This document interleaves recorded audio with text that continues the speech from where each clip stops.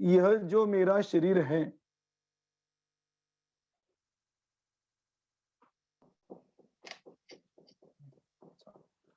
यह जो मेरा शरीर है, इस शरीर ने लोकाकाश के जितने प्रदेशों को व्यापा है, जितने प्रदेशों में मेरा यह शरीर व्याप्त है, जैसे मेरी हाइट है 5 फुट, तो 5 फुट रूपी शरीर में 5 फुट रूपी शरीर के आकार में जितने कालाणु हैं, वे कालाणु उस क्षेत्र में परिवर्तन में मेरे लिए निमित्त बनते हैं। परिवर्तन तो मेरे में हुआ, लेकिन वो कालाणु उस जगह में मेरे परिवर्तन में निमित्त बना। जैसे एक हॉल में लाइट लगा दी जाए तो जो पढ़ने वाला है उसको वो लाइट निमित्त बनती है, और जो नहीं पढ़ता है उसके लिए नहीं बनती है। इसी प्रकार से आकाश के जितने क्षेत्र में जो द्रव्य है, उस क्षेत्र में होने वाले परमाणु कालाणु, परमाणु मतलब कालाणु, वो कालाणु उस द्रव्य को परिवर्तन में निमित्त बनते हैं। इसीलिए जैसे हम चलते जाएंगे, आगे आगे बढ़ते जाएंगे, तो पीछे के परमाणु छूट जाएंगे और आगे के कालाणु मेरे परिवर्तन में निमित्त बनते जाएंगे। ऐसे जिस जिस क्षेत्र में जो व्यक्ति होगा, उस क्षेत्र में होने वाले परमाणु मतलब पुद्गल नहीं, कालाणु उस द्रव्य को परिवर्तन में निमित्त बनते हैं। इसलिए कहा जाता है कि प्रत्येक द्रव्य अपनी योग्यता से परिवर्तित होता है, लेकिन बाह्य निमित्त यदि कोई है तो वह है काल द्रव्य। इसको कहते हैं अंतरंग निमित्त और बहिरंग निमित्त। अंतरंग निमित्त स्वयं द्रव्य है और बहिरंग निमित्त वो काल द्रव्य है। इस प्रकार से काल द्रव्य प्रत्येक द्रव्य के, प्रत्येक जीव के, प्रत्येक पुद्गल के धर्म अधर्म आदि परिवर्तन में निमित्त रूप से बनता है, और वो निमित्त बहिरंग निमित्त है, ध्यान रखना, अंतरंग निमित्त नहीं। और इसी निमित्तों के माध्यम से हमने पिछली बार काल द्रव्य के भेद भी किए थे, जैसे भूतकाल, वर्तमान काल, भविष्य काल, ऐसे काल द्रव्य के हमने भेद किए थे। विक्रांत जी थोड़ा सा हाँ आवाज नजदीक हो सकता है? हाँ ठीक है। हाँ प्लीज।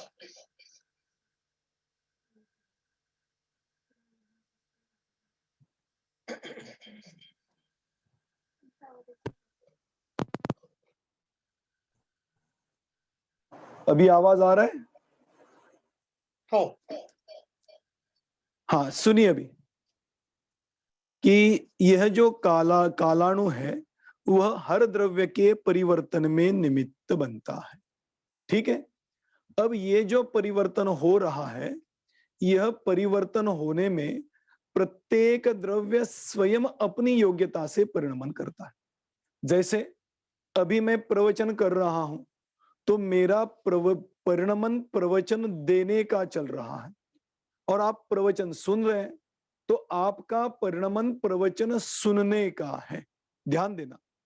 अब मेरा प्रवचन देने का कार्य, आपका प्रवचन सुनने का कार्य, ये अपनी अपनी योग्यता के अनुसार हो रहा है। सुनने वाले भी कई लोग हैं, किसी को बहुत अच्छी तरह से समझ में आता है, किसी को मीडियम समझ में आता है, किसी को कम समझ में आता है। अब बोलने वाला तो एक ही विषय को एक साथ सबको बता रहा, लेकिन समझ में आते समय हर एक को अपनी अपनी क्षमता के अनुसार समझ में आ रहा। इसलिए कहा कि प्रत्येक द्रव्य के परिणमन में परिणमित होने की जो योग्यता होगी, जैसी योग्यता होगी वैसा परिणमन होगा। लेकिन निमित्त क्या बना कि मेरा बोलना उसके आपके समझने में निमित्त बना। तो आपको समझना ये तो आपकी योग्यता के अनुसार हुआ, ये हो गया अंतरंग निमित्त। और मेरा बोलना ये आपके समझने में हो गया बहिरंग निमित्त। हर स्कूल में, हर क्लास में विद्यार्थी होते हैं, वो विद्यार्थी अपने अध्यापक से क्लास में पढ़ते हैं, क्लास में पढ़ते समय अध्यापक सबको एक जैसा ही समझाते हैं, लेकिन जो एक जैसा समझाते हैं, लेकिन कोई विद्यार्थी को समझ में आता है, कोई विद्यार्थी को समझ में नहीं आता है। तो समझने वाले विद्यार्थी की योग्यता समझने की है तो समझ में आ रहा है, ये तो होगी उसकी क्षमता। और अध्यापक पढ़ा रहे हैं, ये होगी बहिरंग निमित्त। ऐसे इस विश्व में जितने भी द्रव्य है, सबका अंतरंग और बहिरंग निमित्त की अपेक्षा परिवर्तन होता ही रहता है, और जो परिवर्तन होता है उसमें बहिरंग निमित्त यह काल द्रव्य कहा गया है। अब आज हम इसी काल द्रव्य को तत्वार्थ सूत्र के चौथे अध्याय के सूत्र की अपेक्षा से समझेंगे। वहां पे एक सूत्र है, नित्य गतयोर मेरु परिक्रमा नित्य गतयोर नृलोके। मेरु की परिक्रमा देने के लिए, देखिए आपको अभी ये सामने भी दिखाई देगा, मेरु की परिक्रमा देने के लिए यह ज्योतिष देव निरंतर नूलोक में अर्थात मनुष्य लोक में जाते हैं। क्या कहा, समझ लो। ये आपके सामने स्क्रीन आया हुआ है, सूर्य चंद्र ग्रह नक्षत्र और तारे ज्योतिष देवों के मुख्य रूप से 5 भेद किए गए हैं। त्रिलोक सार में है, तिलोय पन्नति में है, तत्वार्थ सूत्र के सूत्रों में भी है, उनकी टीकाओं में भी इसका विस्तार से वर्णन है। सूर्य चंद्र ग्रह नक्षत्र और तारे मेरु की परिक्रमा देने के लिए हमेशा मध्यलोक में जाते हैं।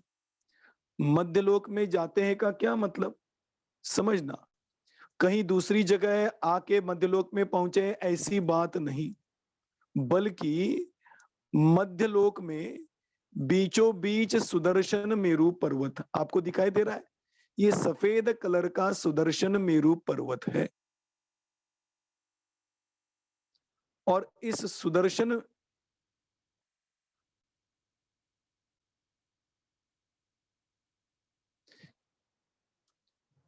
फिर एक बार करता हूं,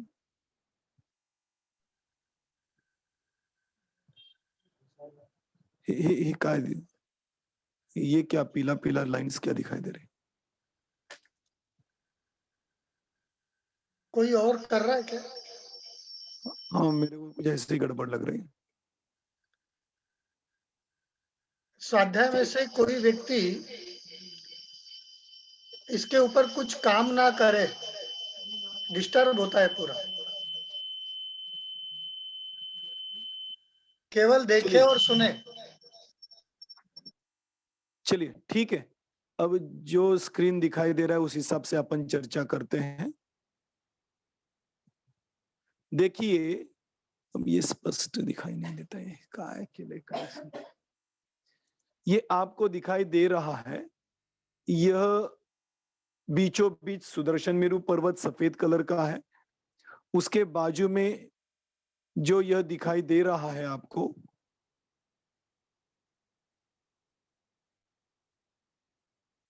ये ज्योतिष देव है, जिसमें ये चंद्र सूर्य ग्रह नक्षत्र और तारे इस सुदर्शन मेरु को परिक्रमा देते रहते हैं। उनका काम यही है कि सुदर्शन मेरु को निरंतर परिक्रमा देवे।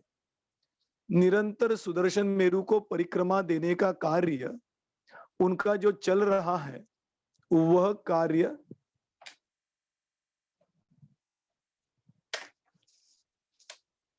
सुदर्शन मेरु को परिक्रमा देने का जो कार्य है, वह कार्य प्रतिदिन 24 घंटे चलता है, और ये सुदर्शन मेरु की परिक्रमा देते रहते हैं।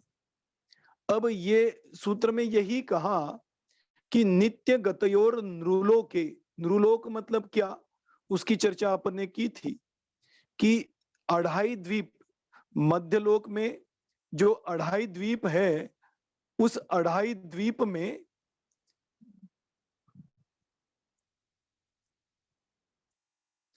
मध्यलोक में जो अढ़ाई द्वीप है, उस अढ़ाई द्वीप को नरलोक ऐसे कहा जाता है। तो इनका गमन अढ़ाई द्वीप के अंदर ही होता है। ध्यान देना, सूर्य चंद्र अढ़ाई द्वीप के बाहर भी है, लेकिन अढ़ाई द्वीप के अंदर ही वो सुदर्शन मेरु की परिक्रमा देते रहते हैं। इसलिए सूत्र में कहा कि मेरु परिक्रमा नित्य गतयोर नृलोके, ये इस प्रकार से सुदर्शन मेरु की प्रति समय परिक्रमा देते हैं। और उसके आगे का सूत्र बताया तत्कृतः काल विभाग, और ये जो परिक्रमा देते हैं उस परिक्रमा के कारण मध्यलोक में काल विभाग गिना गया है, काल विभाग कहा गया है। ये काल का विभाग इनकी परिक्रमा के कारण कहा है। इसमें सूर्य भी है, चंद्र भी है। जब सूर्य परिक्रमा देता है, मैंने पिछली बार आपको विधियों के बारे में बोला था। विधि मतलब क्या? इस सुदर्शन मेरु को परिक्रमा देने का मार्ग, ये आपको दिखाई दे रहा है। ये पहली विधि, उसके बाद ये दूसरी विधि, उसके बाद ये तीसरी विधि मतलब मार्ग। तो सूर्य इस प्रकार से परिक्रमा देता है। अब जब सूर्य इस परिक्रमा देता है तो वो जहां जहां जाता है उस अपेक्षा से इस अढ़ाई द्वीप में, जम्बू द्वीप आदि द्वीपों में सूर्य के कारण विशिष्ट क्षेत्र में प्रकाश होता है और बाकी के क्षेत्र में अंधेरा होता है। अभी आप आकाश की ओर देखो तो आपको तो अंधेरा दिखाई दे रहा है, क्योंकि सूर्य की विशिष्ट गति से परिक्रमा होते हुए विशिष्ट मर्यादा के आगे सूर्य पहुंच चुका है, इसलिए अभी उसका प्रकाश हमें नहीं दिखाई देता, इसलिए अंधेरा दिखाई देता है। इसको त्रिलोक साहित्य त्रिलोक पंडिती में कहा तमक क्षेत्र, और सूर्य का प्रकाश होता है वह ताप क्षेत्र। जब सूर्य इस पहली विधि में होता है तो दिन 18 मुहूर्तों का होता है और रात्र 12 मुहूर्तों की होती है। आ गया समझ में? अब इसका विस्तार अपन जब ज्योतिष देवों की चर्चा करेंगे तब करेंगे। मेरे को तो ये इतना बताना था कि ऐसे जब सूर्य परिक्रमा करता है और सूर्य का उदय होता है, वहां से लेके अस्त तक बीच वाली अंदर वाली विधि में होता है, तब 18 मुहूर्तों का दिन होता है। मुहूर्त कितने? 48 मिनट का एक मुहूर्त, तो उसको गुना कर लेना। इस प्रकार से दिन और रात्रि का प्रकार इस मध्य लोक में हमें दिखाई देता है। इसलिए सूत्र में कहा तत्कृतः, उनके द्वारा दिवस रात्रि आदि का भेद किया जाता है। अब ये सब व्यवहार काल में गर्भित होंगे, क्योंकि समय, घड़ी, घंटा, दिन, पक्ष, महीना, साल, ये सब भेद व्यवहार काल के हैं।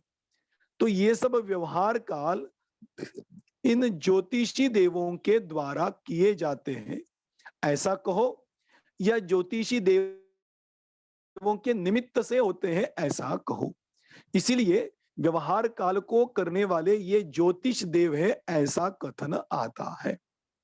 अब ये जो व्यवहार काल हो रहा है, यह व्यवहार काल काल परिवर्तन के लिए हमें निमित्त भूत बनता है। काल परिवर्तन जो अपने शुरू की थी कि उत्सर्पिणी और अवसर्पिणी के नाम से काल परिवर्तन होता है, तो ये काल परिवर्तन इन्हीं मध्यलोक में घूमने वाले इन ज्योतिषी देवों के निमित्त से होता है। अब ये जो काल परिवर्तन होता है उसमें अपने चर्चा की थी उत्सर्पिणी और अवसर्पिणी। ठीक है, उत्सर्पिणी और अवसर्पिणी की चर्चा कर रहे थे, उस समय हमने यह देखा था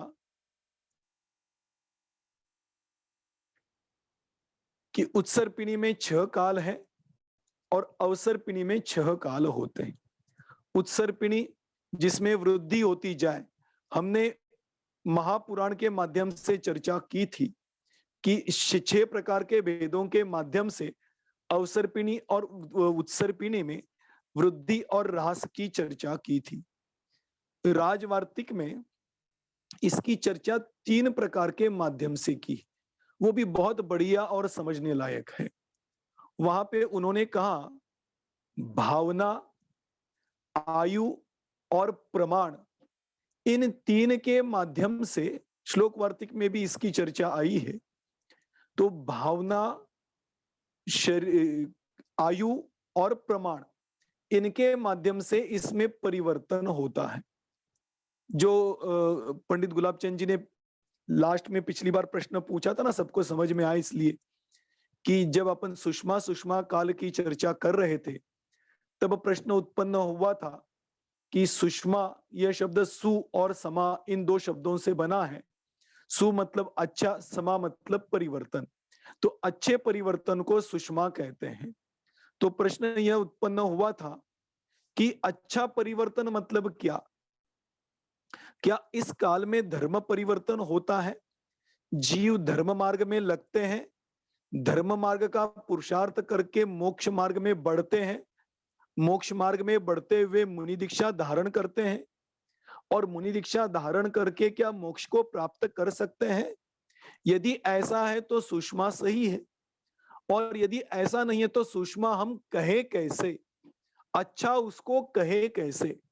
ध्यान देना, इसका जवाब आपको वहां पर राजवार्तिक में इन तीनों के माध्यम से मिलेगा।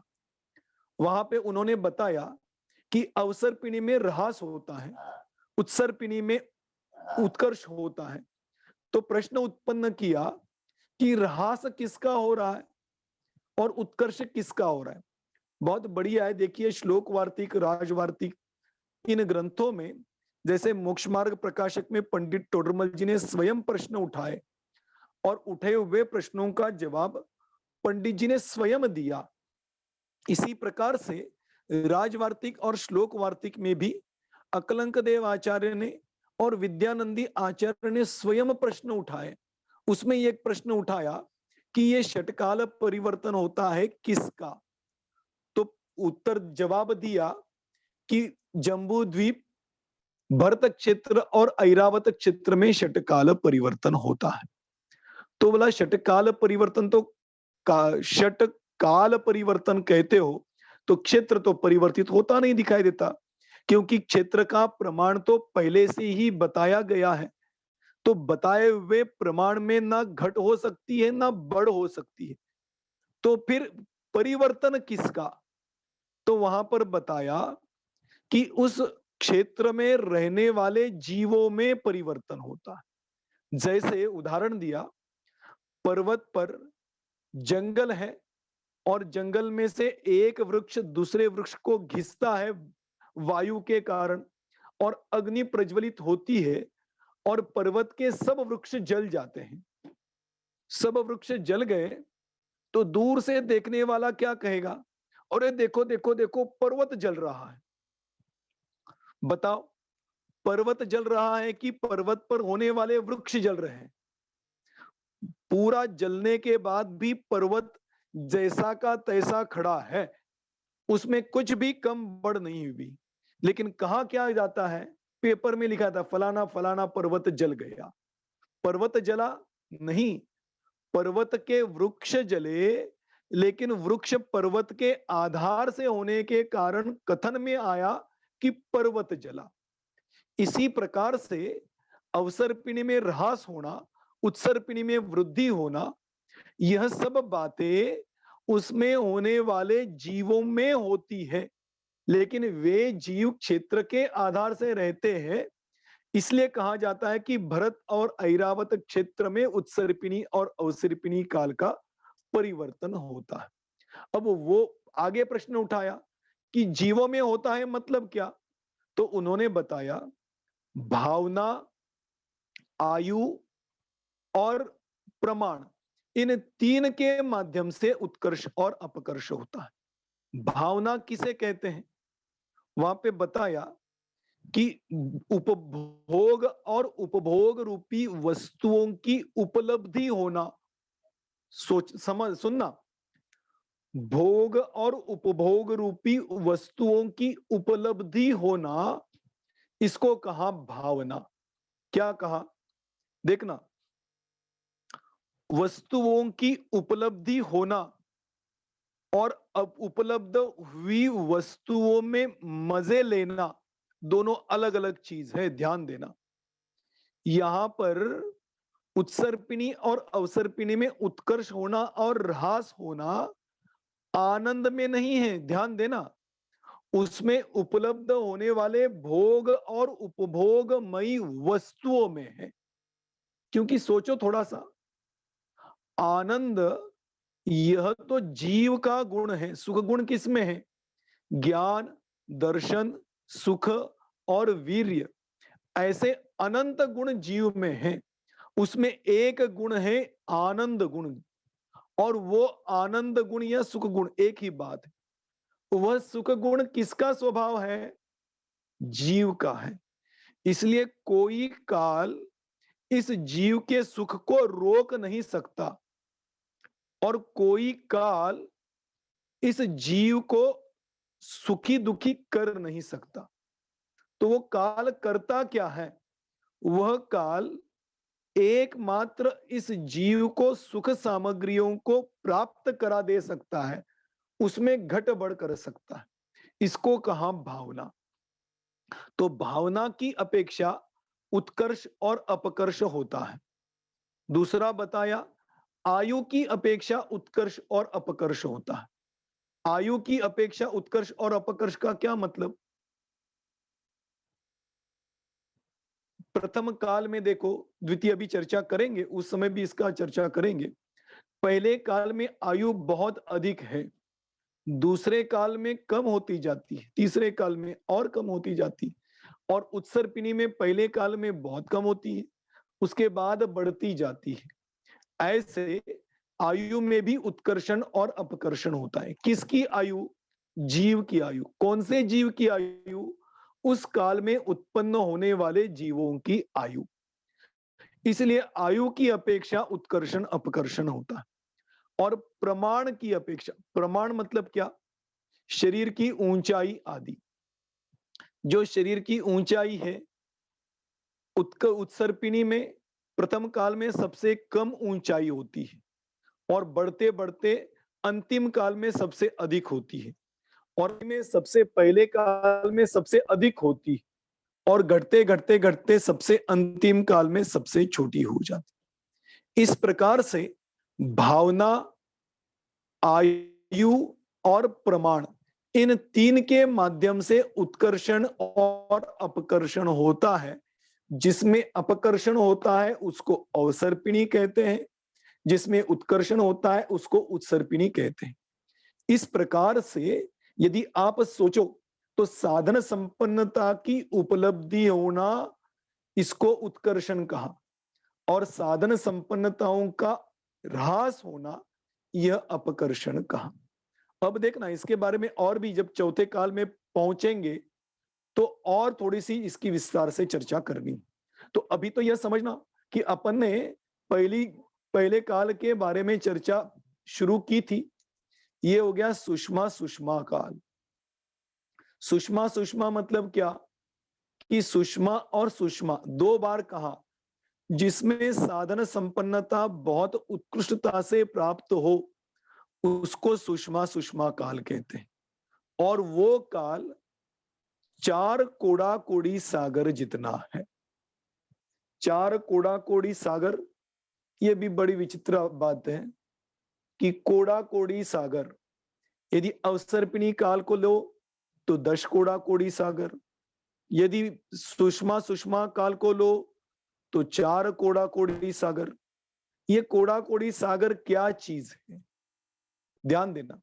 इसके बारे में जब अपन जम्बू द्वीप की चर्चा कर रहे थे तो एक व्यक्ति ने मेरे को इसी क्लास में प्रश्न पूछा था कि ये जो काल परिवर्तन है, इसमें काल में सागर कहा जाता है, पूर्व कहा जाता है, कोड़ा कोड़ी चर्चा योजन कहा जाता है, इनका क्या प्रमाण है? उसके बारे में भी जिनवाणी में बहुत बढ़िया चर्चा आई है, राजवार्तिक में तो बहुत अच्छी तरह से चर्चा की। इन काल को नापने के ये प्रमाण हैं।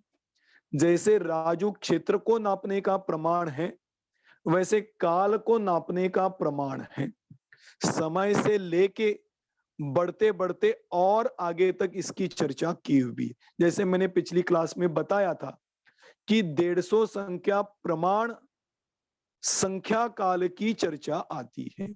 150 संख्या अंक प्रमाण, 150 अंक रखो तो जो आंकड़ा बनता है इतने काल व्यवहार कालों के भेद किए हुए, ये तो समझने के लिए इससे और अधिक भी व्यवहार कालों के भेद की चर्चा आती है।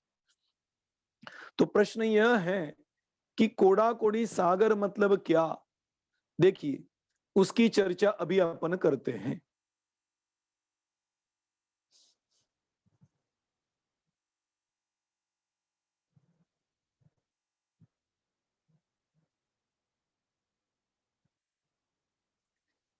शुरुआत होती है पल्य और पल्य के बाद सागर। देखिए चर्चाएं ये यहां तक पहुंची है, उसका विस्तार पीछे बहुत बड़ा है, लेकिन एक आपको सामान्य रूप से बताता हूं कि समय समय से फिर आवली आवली के भेद बढ़ते बढ़ते बढ़ते बढ़ते इस प्रमाण को लेते हुए आचार्य ने भोग भूमि के जीव का जो बाल है उस वहां तक चर्चा ली और उन बालों के समूह को बढ़ाते बढ़ाते मतलब क्या कहा वहां पे कि भोग भूमि में उत्तम भोग भूमि में जन्मे हुए जो मनुष्य है उस मनुष्य का जो बालाग्र है वो 7 उस बालाग्र को 7 बार गुणा करो या 7 बालाग्र के पॉइंट को इकट्ठा करो तो एक मध्यम भोग भूमि में के मनुष्य का बालाग्र बनता है। अग्र मतलब जानते हैं? बाल और बाल के सामने का पॉइंट, जैसे सुई होती है ना, सुई से अपन जो धागा डाल के कपड़े सिलते हैं तो सुई तो इतनी लंबी चौड़ी होती है लेकिन सुई का पॉइंट बहुत छोटा होता है। ऐसे बाल और बाल का अग्र, तो 7 बालाग्र उत्तम भोग भूमि के 7 बालाग्रों को इकट्ठा करो तो एक मध्यम भोग भूमि के जीव का बालाग्र बनता है। 7 मध्यम भोग भूमि के बालाग्र को इकट्ठा करो तो एक जघन्य भोग भूमि के मनुष्य का बालाग्र बनता है। 7 जघन्य भोग भूमि के बालाग्रों को इकट्ठा करो तो जो आकार बनेगा वह कर्म भूमि के मनुष्य का बालाग्र बनता है। ऐसे ही बढ़ते बढ़ते बालाग्रहों के साथ साथ चर्चा करते करते अंगुल की चर्चा की, अंगुल इसके पाद की चर्चा की, पाद के बाद हाथ की चर्चा की, हाथ के बाद गज की चर्चा की, मतलब इनको एक एक को बढ़ाते हुए गज के बाद धनुषों की चर्चा की। चलो अपन उससे चर्चा करें कि पाद, पाद मतलब जो पंजा है ना नीचे का पांव का, 2 पंजाओं का एक हाथ होता है, ध्यान देना। 2 हाथ का एक गज होता है। 2 गज, गज मतलब जानते हैं? ये अभी प्रमाण तो सब मीटर मीटर में आ गए।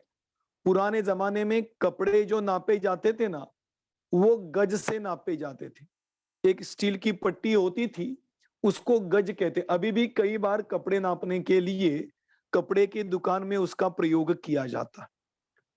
तो वो उसका क्या प्रमाण है? तो 3.25 फुट का एक गज होता है, आपको सामान्य अंदाज आए तो उसके लिए। और फिर बताया कि 2 गज का एक धनुष होता है। समझ में आया? तो पाद से हाथ की चर्चा की, हाथ से गज की चर्चा की, 2 गज का एक धनुष होता है, फिर 2000 धनुष का एक कोस होता है। क्रम देखना। और 4 कोस का एक योजन होता है। वो योजन क्या है वो समझ में आए इसके लिए ये प्रमाण मैंने बताया आपको। इस प्रकार से 2 गज का एक धनुष, 2000 धनुष का एक कोस और 4 कोस का एक योजन। और धनुषों से डायरेक्ट नापो तो 8,000 धनुष्य का एक योजन होता। ये हो गया योजन का प्रमाण। अब इसको बेस बना के आगे की चर्चा चल रही है, ध्यान देना। अब इसकी चर्चा यहां पर अपन करने जा रहे हैं। जिनवाणी में क्षेत्रों को, आयु को, उसकी ऊंचाई को नापने के अलग अलग प्रमाण बताएं। राजवार्तिक में मान, इसके माध्यम से इसकी चर्चा की। सर्वप्रथम मान मतलब नापना, इसके दो भेद किए, एक लौकिक और एक अलौकिक। वर्तमान की भाषा में कहे उसमें तो उन्होंने अलग अलग प्रकार से लौकिक के प्रमाण की चर्चा की। अपन यदि समझे लौकिक मान मतलब क्या, तो कपड़े नापने के लिए मीटर आदि, मिलीमीटर आदि, लिक्विड पदार्थ नापने के लिए लीटर आदि, उसके बाद घन पदार्थ नापने के लिए किलो आदि। इस प्रकार से यह पदार्थों को नापने का जो नाप है उसको कहते हैं लौकिक मान। और दूसरा भेद है अलौकिक मान। अलौकिक मतलब यह जो अकृत्रिम आदि रचनाएं हैं, मनुष्य आदि की आयु आदि है, उसके बाद ऊंचाई आदि है, इन सबको नापने के प्रमाण को कहते हैं अलौकिक मान। इस अलौकिक मान की शुरुआत समय से लेके या एक परमाणु जितने आकाश प्रदेश को है वो प्रदेश, तो प्रदेश की अपेक्षा या काल की अपेक्षा उसको नापा जाता है। इस अलौकिक मान को 8 प्रकार से उसमें बताया और उसको 4 में गर्भित किया। देखना, जो आसान है वो मैं आपको समझाने की कोशिश कर रहा हूं, उसमें बहुत विस्तार दिया है, लेकिन मूल बात समझिए जिसका संबंध यहां पर लग रहा है। पहली बात यह कि अलौकिक मान को समय से लेके अब बाद विस्तार तक किया और उसको 4 माध्यम में गर्भित किया। द्रव्यमान, क्षेत्रमान, कालमान और भावमान। इसमें अपन तो डायरेक्ट द्रव्यमान की चर्चा करें, बाकी के 3 मानों की भी वहां चर्चा की। द्रव्यमान मतलब क्या? परमाणु, यह द्रव्य का सबसे छोटा अंश हुआ और परमाणु के माध्यम से नापना, यह हो गया द्रव्यमान। और फिर परमाणुओं के समूह का बना स्कंद, और स्कंद का सबसे बड़ा प्रमाण महास्कंद। परमाणु हुआ द्रव्यमान का सबसे छोटा अंश और 3 लोक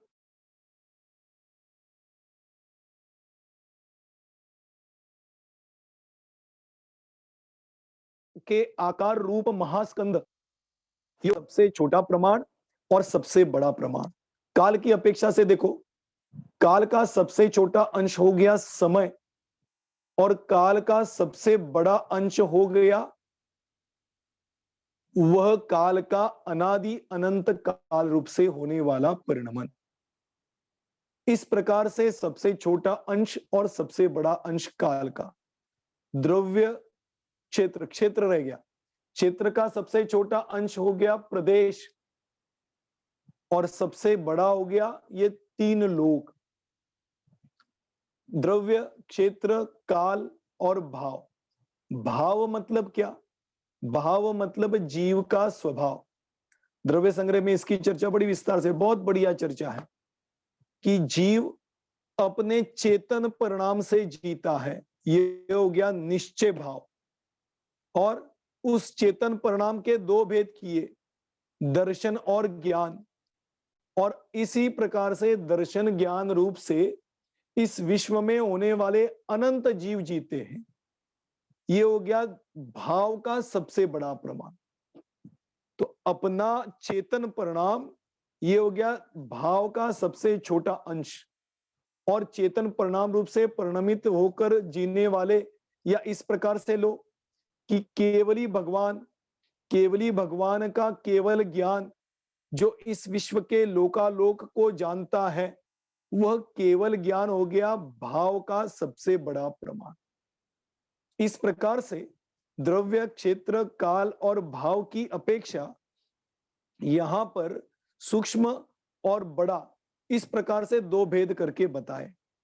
उस द्रव्यमान को नापने के लिए और दो भेद किए, एक संख्या मान और एक उपमा मान। ध्यान देना, संख्या मतलब संख्या के द्वारा जाने, संख्यात, असंख्यात और अनंत।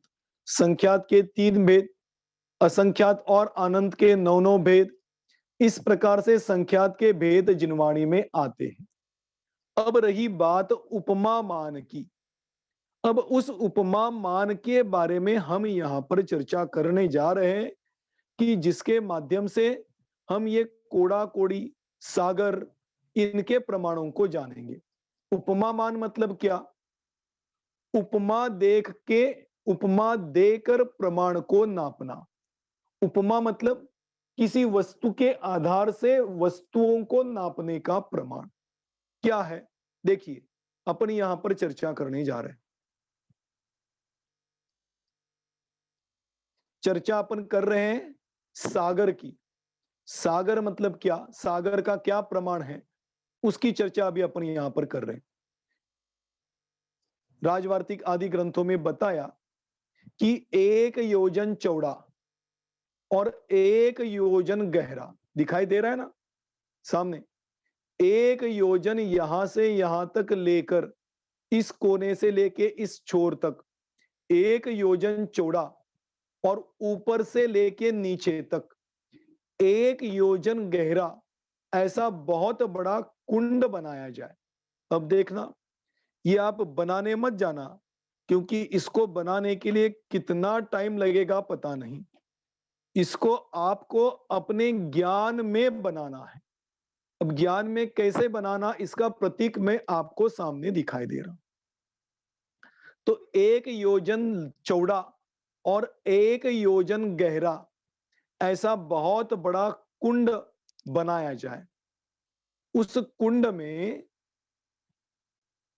भोग भूमि, उसमें भी उत्तम भोग भूमि, मैंने अभी बताया था ना कि सबसे छोटा बाल किस काल में होता है, तो उत्तम भोग भूमि के जीव में होता है। सबसे छोटा मतलब ऊंचाई में नहीं, जिसकी चौड़ाई सबसे कम हो, ऐसा। तो उत्तम भोग भूमि का मेंढा, और वो भी कौन सा, 7 दिन तक, जन्म से लेकर 7 दिन तक का जो मेंढा, आप जानते हैं ना, जब बालक जन्मता है तो उसके बाल बड़े मुलायम होते हैं। अपने आप यहां पर भी देखिए, कोई भी जन्मा हो बालक लो और अपने बाल लो, अपने तो बाल ऐसे रफ बन जाते हैं, लेकिन जन्मे हुए बालक के बाल बहुत ही मुलायम होते।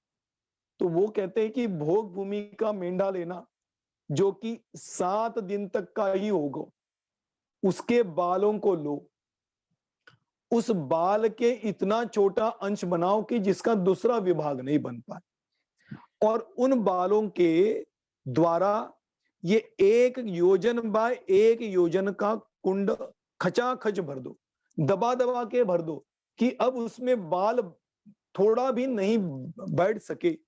इस प्रकार से उसको दबा दबा के बालाग्र भर दो। देखना, ध्यान रखना, ये बालाग्र कुंड बालाग्रों से भर गया। अब कहते हैं कि 100 साल में एक बाल निकालना, एक टुकड़ा निकालना, ऐसा हर 100 साल में 100 साल हो गए तो एक बालाग्र निकाला, अगला 100 साल हो गए तो अगला बालाग्र निकाला। ऐसे निकालते निकालते कब तक निकालते जाओ कि जब तक ये कुंड, भरा हुआ कुंड खाली नहीं हो, तब तक वो बालाग्र निकालते जाओ। और जब पूरे के पूरे बालाग्र निकाल दिए तो वो जो बालाग्र सब निकले, उस निकलने में जितने वर्ष लगे उसको समयों से गुना करो। देखना, थोड़ा जंबल होगा, लेकिन समझने की बात है कि पहले कुंड में आपने बालाग्रों को खचाखच भरा, हर 100 साल बाद एक बालाग्र निकाला, ऐसे निकालते निकालते पूरा का पूरा कुंड आपने खाली कर दिया, और जब वो कुंड खाली हो गया तो वो सब बालाग्र निकलने के लिए जितने वर्ष लगे उनको समयों से गुणा करो। वह जो समय होता है उस समय को कहते हैं व्यवहार पल्य। आ गया समझ में? ये हो गया। देखिए यहां पर मैं आपको बताऊं, ऑल रोम के समय, ऑल रोम के समय मतलब पहला वाक्य देखिए कि ये रोम मतलब वो टुकड़ा, कि जितने टुकड़े निकालने के लिए जितना समय लगा उस समय को कहते हैं एक व्यवहार पल्य। अब देखो व्यवहार पल्य की चर्चा की, आगे बढ़ते हैं। अब व्यवहार पल्य का क्या करें? तो कहते हैं वो जो टुकड़े निकले ना, उन टुकड़ों को असंख्यात करोड़ वर्ष उसको समयों से गुणा करो। समय जानते हैं ना, सबसे छोटा काल का अंश एक आप आंख का वो क्या बोलते हैं उसको झपक कर दो तो उसमें तो असंख्यात समय हो जाते। ऐसे कहते हैं कि करोड़ वर्षों को समय से गुना करो, वह जो प्रमाण निकले उस प्रमाण से एक रोम के टुकड़े टुकड़े कर दो। वो जो प्रमाण निकला ना उतने रोम के टुकड़े, कौन से रोम के? जो टुकड़े आपने पहले कुंड से निकाल के बाजू में रखे थे उसमें से एक टुकड़ा लो, उसके जितने समय हो गए उतना प्रमाण नापो और उस प्रमाण से उसको और टुकड़े करो, और वो जो टुकड़े हैं वो फिर उस कुंड में भर दो, और हर समय में एक टुकड़ा निकालना। अब वो कुंड जब खाली हो जाए तब जो समय होंगे उस समय को कहते हैं उद्धार पल्य। बहुत बड़ा लंबा चौड़ा है। अब देखना, उद्धार पल्ल के जितने टुकड़े हो गए उसको एक कुंड में भरना है, लेकिन वह एक टुकड़ा है ना, उस टुकड़े को फिर 100 वर्ष के समय करना, उस समय का जितना प्रमाण है उतने टुकड़े करना, और उन टुकड़ों को फिर उस कुंड में भरना, और हर समय में एक कुंड निकालना। तो जब कुंड तीसरी बार खाली हो जाए तो उसको कहते हैं अद्धापल्य। देखना, पहला हो गया व्यवहार पल्य, फिर व्यवहार पल्य से हुआ उद्धार पल्य, और उद्धार पल्य से हुआ अद्धापल्य। इसको सामान्य भाषा में मैं आपको समझाऊं, इसकी भाव भाषा हो, इसके लिए इतना सारा विस्तार किया। इसको सामान्य भाषा में समझो तो बहुत आसान है। सब रोम से पहला कुंड जब खाली हो तो वो जो समय हो गए उसको तो कहा व्यवहार पल्य, और व्यवहार पल्य को असंख्यात समय से गुना करो तो वो हो गया उद्धार पल्य। उद्धार पल्य को असंख्यात समय से गुना करो तो वो हो गया अद्धापल्य, और अद्धापल्य के समय को 100 वर्ष के जितने समय हैं उससे गुना करो तो वो हो गया नहीं, अद्धापल्य लिया।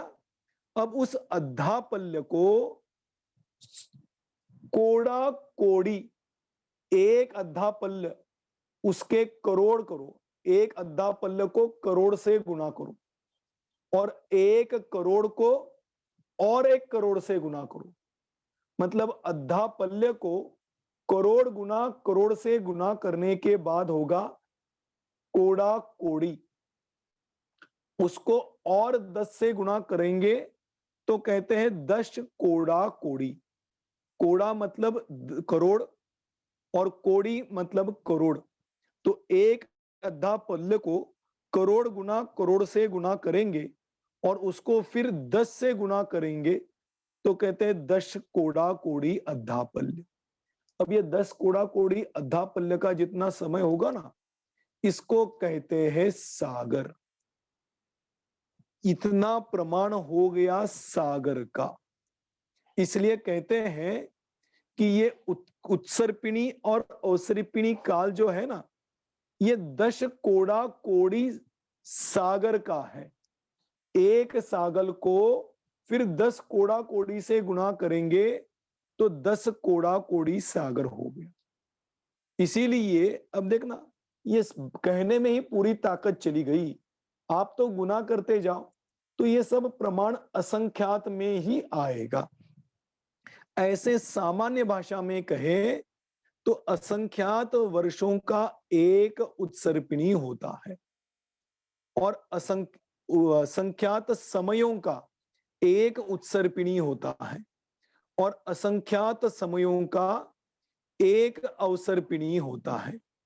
ऐसे उत्सर्पिणी और अवसर्पिणी दोनों को इकट्ठा करे तो 20 कोड़ा कोड़ी सागर का एक उत्सर्पिणी और 20 कोड़ा कोड़ी सागर नहीं 10 कोड़ा कोड़ी सागर का एक उत्सर्पिणी और 10 कोड़ा कोड़ी सागर का एक अवसर्पिणी, ऐसे कुल मिला के 20 कोड़ा कोड़ी सागर के एक कल्पकाल कहलाता है। आया समझ में? अब जितना समझ में आया हो उतना समझ लेना, बाकी तो एक बार और इस क्लास को आप YouTube के ऊपर या तो इस Zoom के ऊपर देखेंगे तो समझ में आएगा। देखना, बाद में देखना हो तो आपको कई लोगों की मांग थी तो YouTube चैनल भी खोला है, उसका नाम है पंडित विक्रांत शाह। इस YouTube चैनल पे आप जाएंगे तो ये क्लास आपको दोबारा सुनने के लिए मिल सकती, तो वहां पे आप सुनना। कहने का मतलब यह कि अवसर्पिणी 10 कोड़ा कोड़ी सागर का है, उत्सर्पिणी 10 कोड़ा कोड़ी सागर का है और दोनों को मिलाकर एक कल्पकाल होता है और वो कल्पकाल 20 कोड़ा कोड़ी सागर का होता है। ऐसे षटकाल परिवर्तन उत्सर्पिणी, षटकाल परिवर्तन अवसर्पिणी, यह काल परिवर्तन भरत और ऐरावत क्षेत्र में होते हैं। उसमें से पहला सुषमा सुषमा काल, उसके बाद दूसरा हो गया सुषमा काल,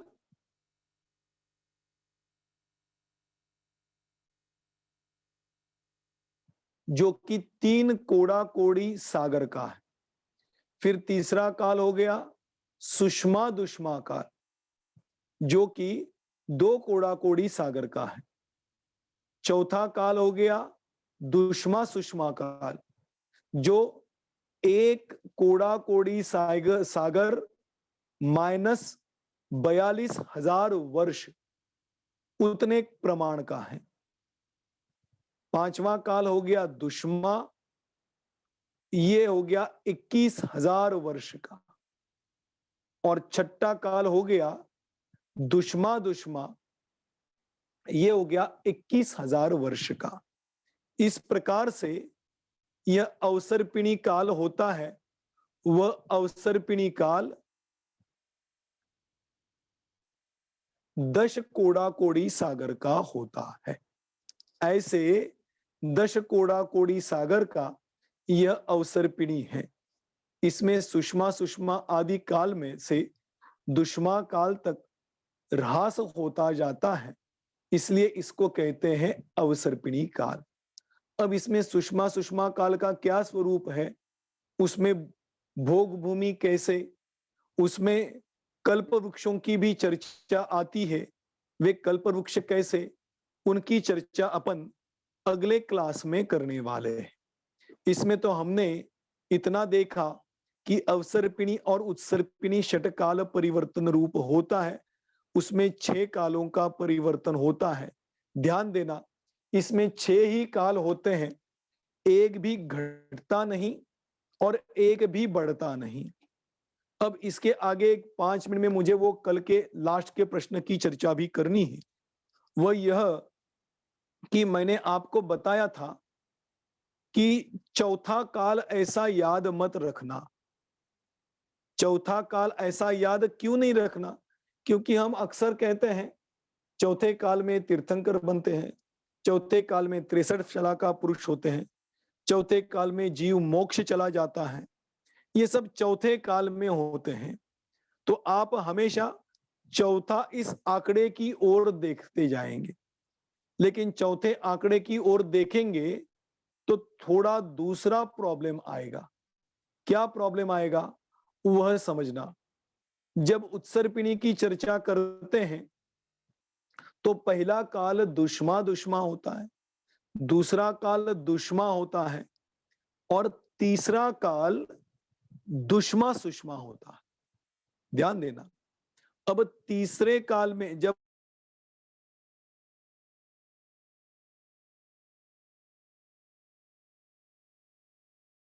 उत्सर्पिणी का प्रारंभ होता है ना, तीसरे काल में तीर्थंकर होते हैं, तीसरे काल में चक्रवर्ती आदि होते हैं, तीसरे काल में जीव मोक्ष में चले जाते हैं, तीसरे काल में जीव 7वें नरक में भी जाते हैं। ये सब प्रक्रिया उत्सर्पिणी के तीसरे काल में होती। यदि आप चौथे काल को ढूंढने के लिए जाएंगे तो उत्सर्पिणी में चौथा काल तो सुषमा दुष्मा का है, जहां पर भोग भूमि होती है। इसलिए चौथे काल को पकड़ के मत बैठना।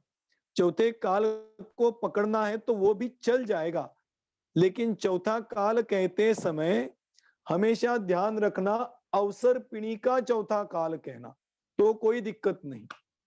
लेकिन सिर्फ चौथा काल कहोगे तो बहुत बड़ी दिक्कत आएगी। आ गया समझ में?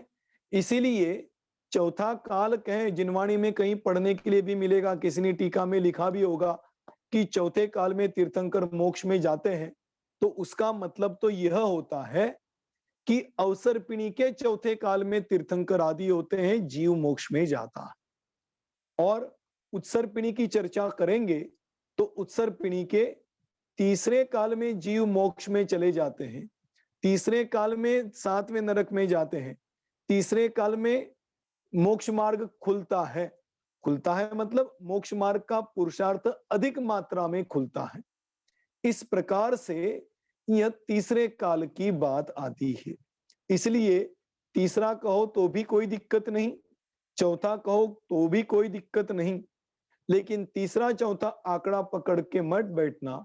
ये कहो तो उत्सर्पिणी और अवसर्पिणी ऐसी अपेक्षा उसके साथ जोड़ोगे तो कोई भी फर्क नहीं पड़ेगा।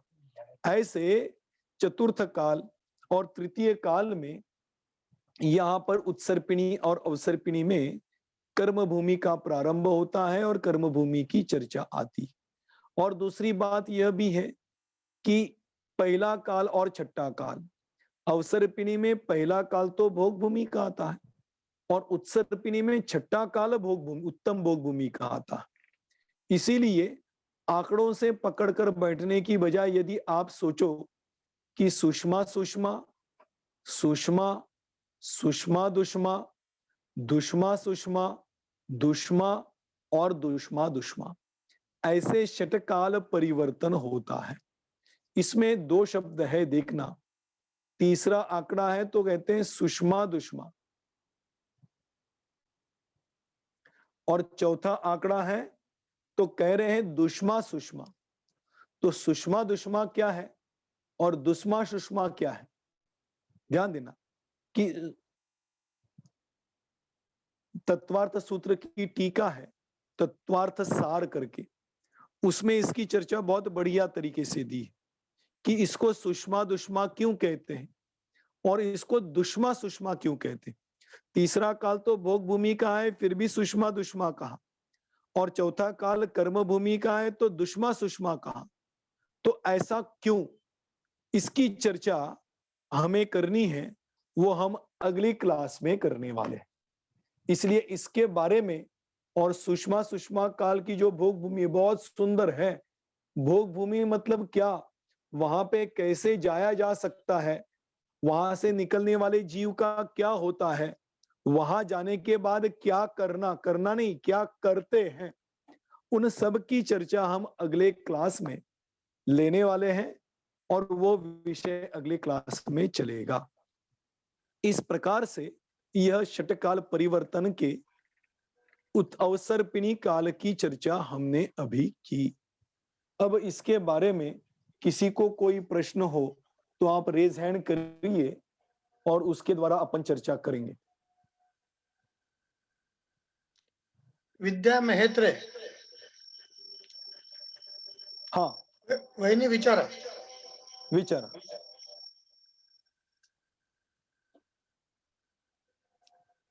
अनम्यूट व्हा. तुम्ही जय जिनेंद्र सर. जय जिनेंद्र. हा मला हा प्रश्न पडलाय की हे सूक्ष्म अवसर्पणी आणि उत्सर्पणी मध्ये जे आहे तर त्यांचं जे काळ तुम्ही सांगितलं आहे तर तो सारखाच आहे का? नहीं, तीसरा काल अवसर्पिणी की अपेक्षा यदि तीसरे काल की चर्चा करेंगे तो 2 कोड़ा कोड़ी सागर का है, और चतुर्थ काल मतलब दुष्मा सुषमा काल की चर्चा करेंगे तो 1 कोड़ा कोड़ी सागर में से 42,000 वर्ष कम करो तो जो प्रमाण आएगा वो अवसर्पिणी के चौथे काल का प्रमाण है। इसलिए तीसरे काल का प्रमाण बहुत अधिक है और चौथे काल का प्रमाण बहुत कम है। आ गया समझ में? नाही उत्सर्पिणी मध्ये पण सेमच राहतं का ते? हाँ, उत्सर्पिणी और अवसर्पिणी की अपेक्षा से देखेंगे तो सब दोनों काल समान ही रहेंगे। जितना काल उत्सर्पिणी का है उतना ही काल अवसर्पिणी का भी रहेगा। ठीक है सर, धन्यवाद. ठीक है, और किसी को कोई प्रश्न?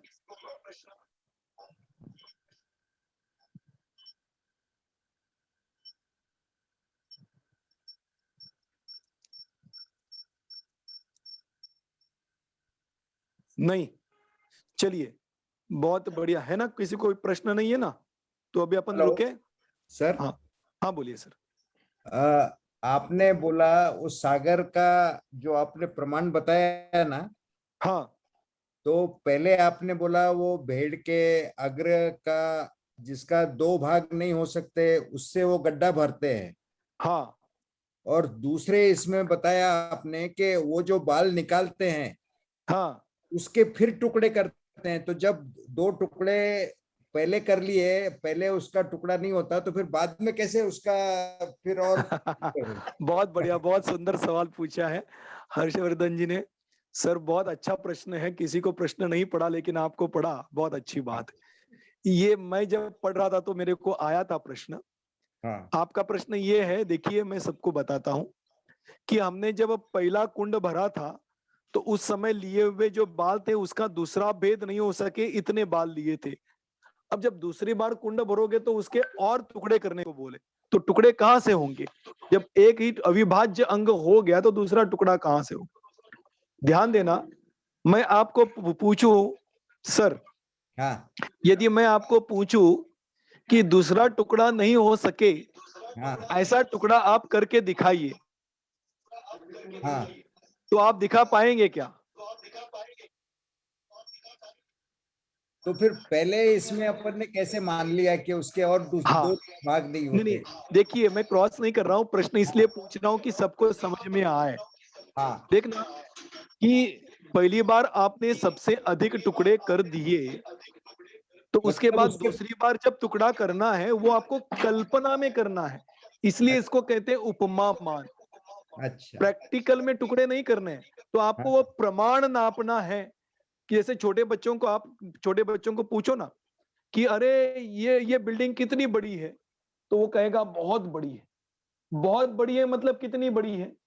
तो वो हाथ करके बताएगा कि इतनी बड़ी है। अब उसका हाथ इतना इतना, वो हाथ पूरा फैला के भी दिखाए तो भी वो बिल्डिंग की एक क्या बोलते हैं सीढ़ी के इतना भी नहीं हो पाता, लेकिन वो कहता है इतना बड़ा।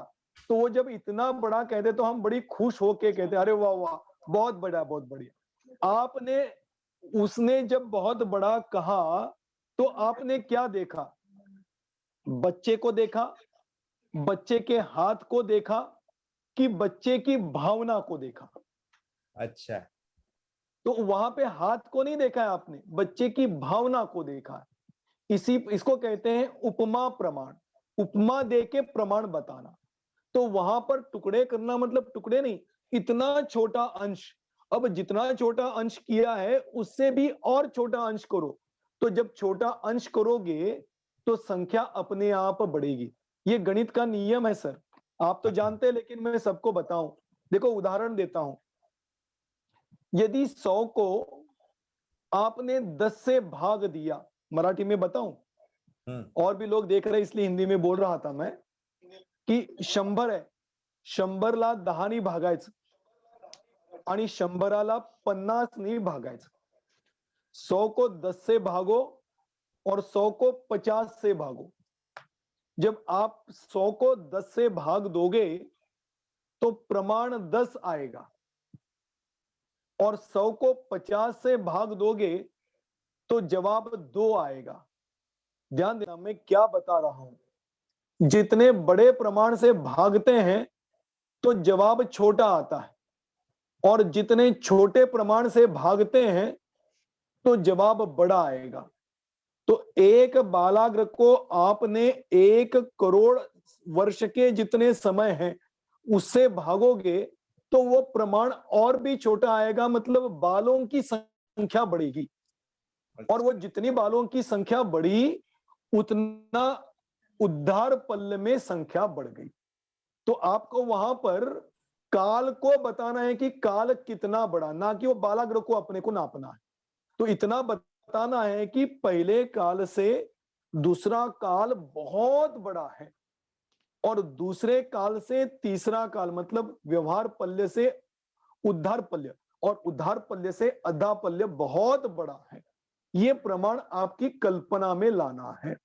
वो कल्पना में लाने के लिए गड्ढा बनाना है, कल्पना में लाने के लिए बालाग्र बनाना है, कल्पना में लाने के लिए टुकड़े करने हैं। लेकिन कल्पना समझ लो, उसके पीछे का भाव समझना है कि पहले की अपेक्षा दूसरे काल में असंख्यात समय अधिक है, दूसरे से तीसरे काल में असंख्यात समय अधिक। तो इतना विक्रांत जी, का, हाँ बोला। व्यवहार पल्ले का गड्ढा 100 साल के बाद एक टुकड़ा निकालना है, हाँ हाँ, उसको ही गिनना इस क्षेपक्षम ज्ञान के बाहर की बात है। तो उद्धार पल्य, अद्धा पल्य, बाद में वो सागर, ये तो ये गिनना कल्पना संभव, में ही करना पड़ेगा। इसीलिए केवल सिर्फ ज्ञान का कल्पना विषय में जरूर गिनना बनेगा। है। तो हाँ, इसीलिए उसको उपमा मान के द्वारा आपको समझाया, संख्या मान से नहीं समझाया। जी हाँ, हाँ ठीक है ना, हाँ जी, आ गया समझ में? हाँ जी, ओके, हाँ। चलिए, और किसी को कोई शंका है? किसी को शंका हो तो हैंड रेज करो, क्योंकि उसके बिना समझ में नहीं आ पाएगा। मंगला जी बेलोकर। मंगला जी बेलोकर, हाँ पूछिए। हाँ, जय जिनेन्द्र सर। जय जिनेन्द्र। ये अवसर्पिणी काल का आखिरी छठवा दुष्मा दुष्मा, हाँ, और उत्सर्पिणी का पहला दुष्मा दुष्मा, ये 2 बार आते हैं एक साथ, हाँ, दुष्मा दुष्मा। हाँ, तो ये तो कैसे फिर? तो डबल डबल क्यों नाम लिए, बराबर ना? हाँ, डबल डबल। 5वें काल को तो दुष्मा कहा और छठे काल को दुष्मा दुष्मा कहा अवसर्पिणी में, तो वो डबल क्यों, यही प्रश्न है ना? हाँ बराबर। वो इसीलिए कि दुष्मा काल से दुष्मा दुष्मा काल में भावना, आयु और प्रमाण, इसमें ह्रास अधिक होता है। मतलब क्या होता है कि सामग्री की कमतरता बहुत कम होती जाए, इसकी चर्चा करेंगे अपन। तो उसमें हाँ। बताया कि पंचम काल में शुरुआत में 120 साल की आयु होती है, और पंचम काल के अंत समय तक वो बहुत घटते घटते बहुत 20 साल की हो जाती। छठे काल की शुरुआत 20 साल से होती।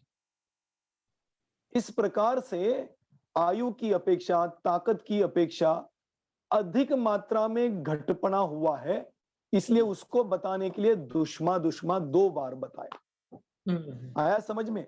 इसलिए दुष्मा दुष्मा शब्द में डबल बार दुष्मा शब्द का प्रयोग किया। तो वैसा भी का जो अंतिम काल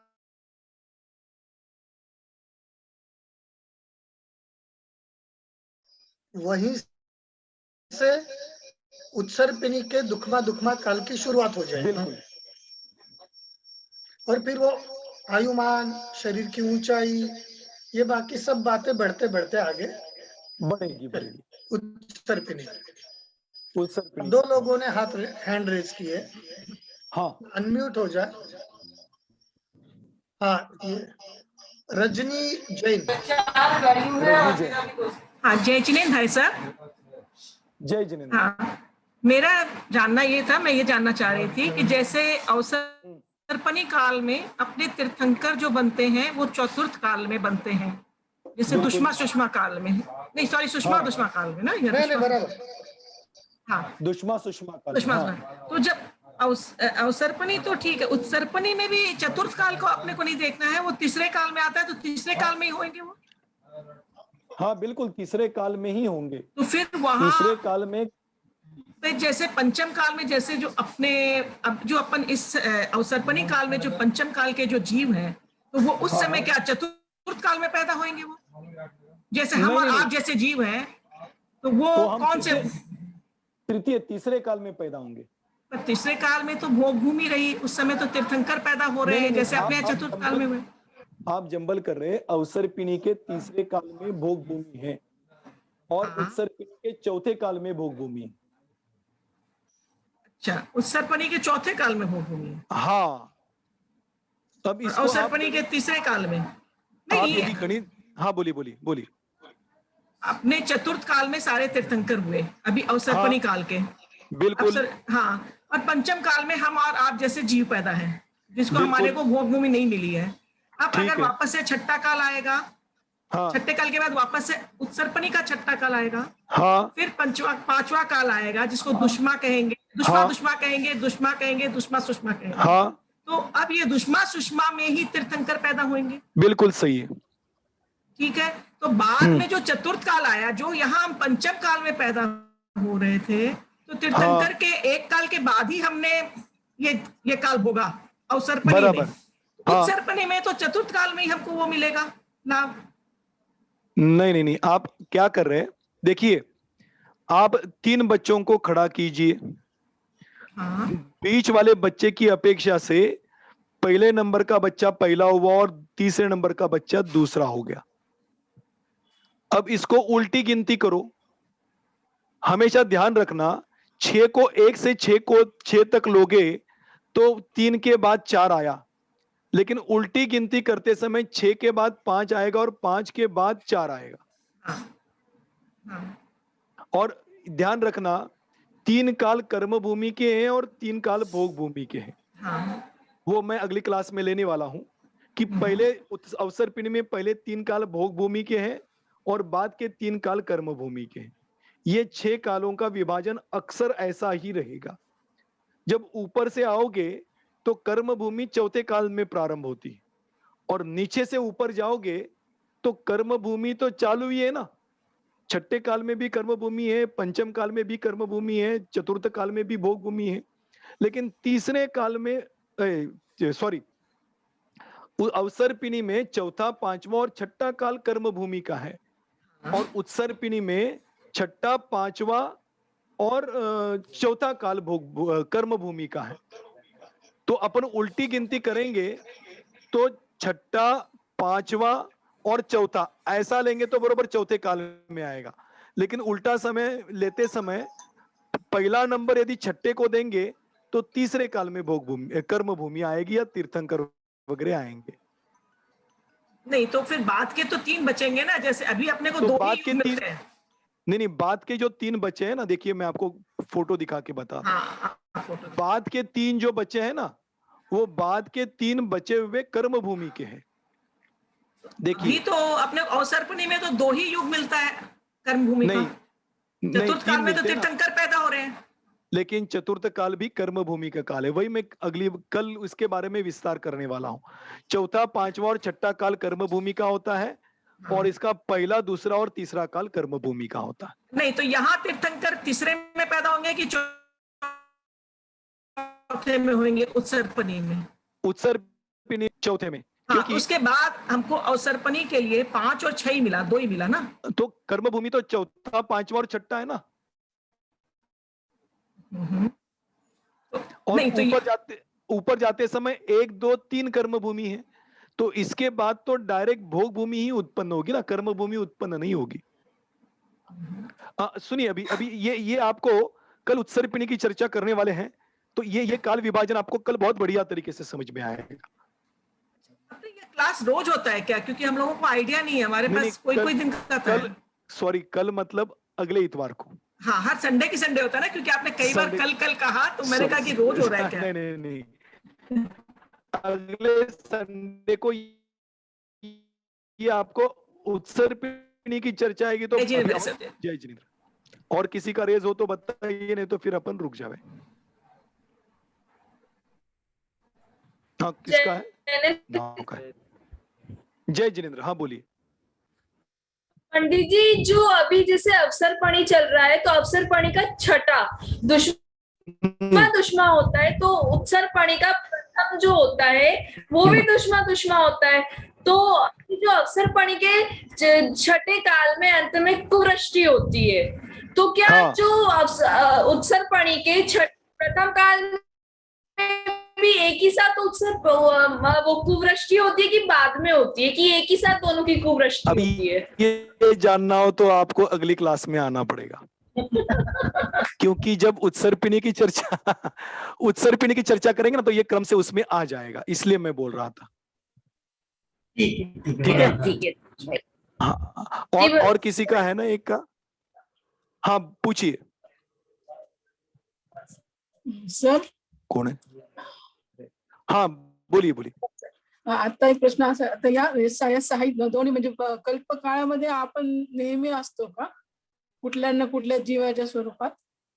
हो 100%. कल्पकाल म्हणजे काल परिवर्तन चालू आहे ना, तर आता 5वा काळ आपण म्हणतो का नाही, परिवर्तन रूपाने परिणमित होत आहोत.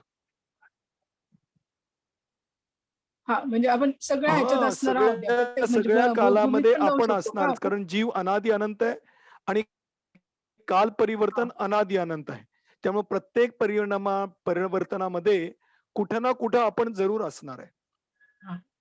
ठीक आहे सर. ठीक आहे. हा, आता शेवटी कोणाचा तो प्रश्न विचारा. झाले 9 वाजले. तर भारत दोषी सर, अनम्यूट करा तुम्ही स्वतःला. हा बोला. हा, भारत दोषी सर.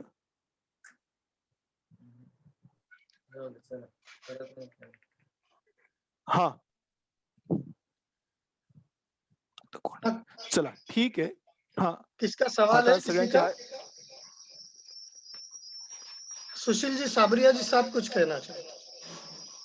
हाँ, सुशील जी साबरिया. हाँ सर. पंडित जी, मैं पूछ रहा था, छठे काल की शुरू में आयु 20 वर्ष है, तो अंत में जाके कितनी आयु रहती है? हाँ, वो कैसा है देखिए, हर काल के आयु अपन उसकी चर्चा करने वाले, एक एक काल का विस्तार से चर्चा करेंगे. ये तो आपको अभी 6 कालों के बारे में सामान्य जानकारी दी, हर एक काल के बारे में अपने को चर्चा करेंगे. ठीक है, इसके लिए अगला क्लास जिज्ञासा वाला है. चलिए अभी अपन रुकते हैं. सबके हैंड अभी समय हो गया. हम जिनवानी स्तुति के माध्यम से आज का समय निज में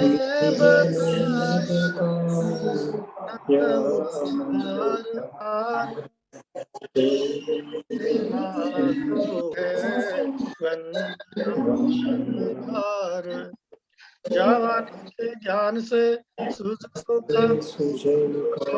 मस्तक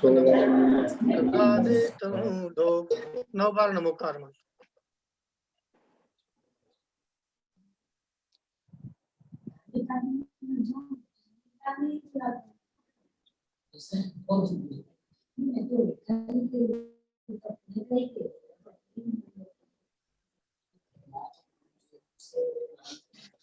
वो ये पद्मावती का ये सब साधारण नहीं, वो अपने जैसे जीव है, जय बोलो द्वादशांग जिनवानी की जय।